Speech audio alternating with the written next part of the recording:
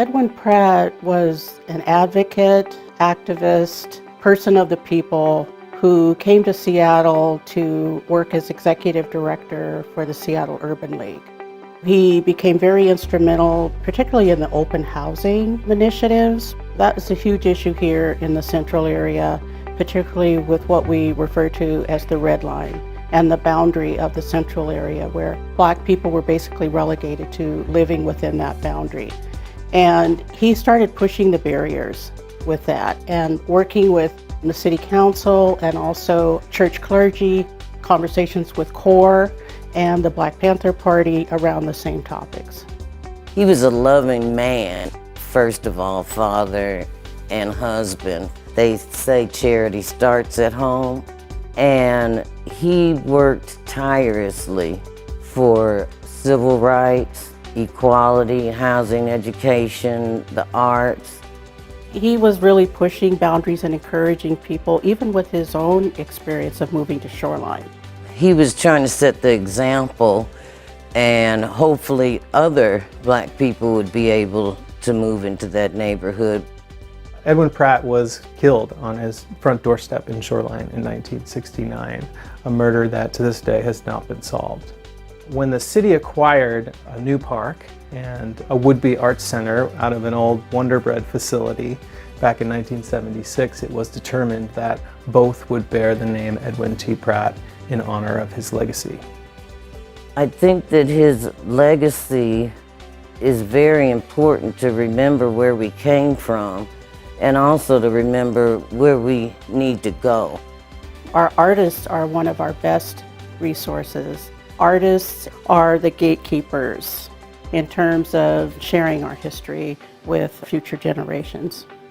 Every time I walk in the building, I walk by the photo of Edwin T. Pratt right at the main entrance there, and I'm reminded of what he fought for and what this place stands for and what it means to celebrate his legacy through Pratt Fine Arts Center. It's a powerful reminder each and every day of the importance of what we do and to not be complacent in doing so, so that we're making sure that we're reaching out and inviting in and being certain that every single person feels comfortable and welcome here at Pratt Fine Arts Center. Access to art isn't an everyday thing in everyone's household. So when you bring a child in and they can explore their creativity, it gives them a different outlook on life, I believe. It gives them a foundation.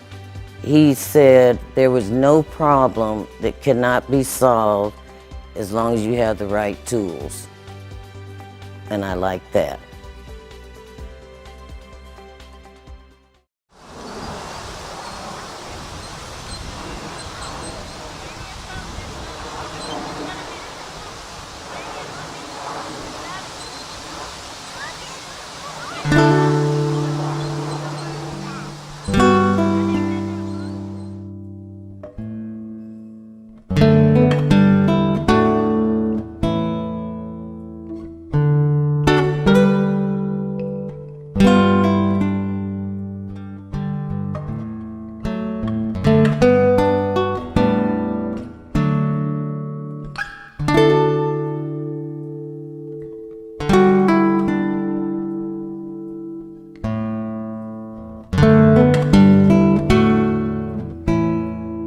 This beautiful location in central Seattle is named after civil rights leader Ed Pratt.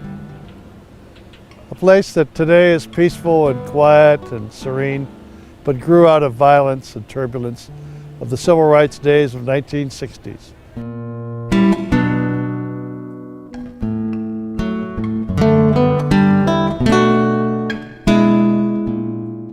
Ed was the head of the Seattle Urban League and a tremendous leader. There were tough issues: school busing, anti-discrimination laws, redlining. Ed faced them all. He was honest and he was square, but he was assassinated one January night in 1969. He was only 39 years old.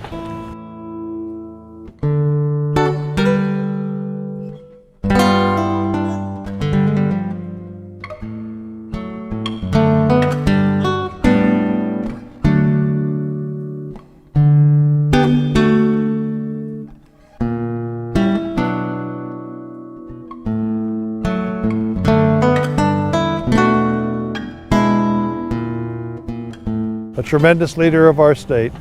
We still miss him today.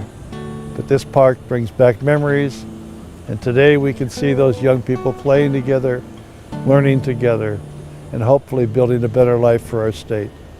This truly is one of my favorite places.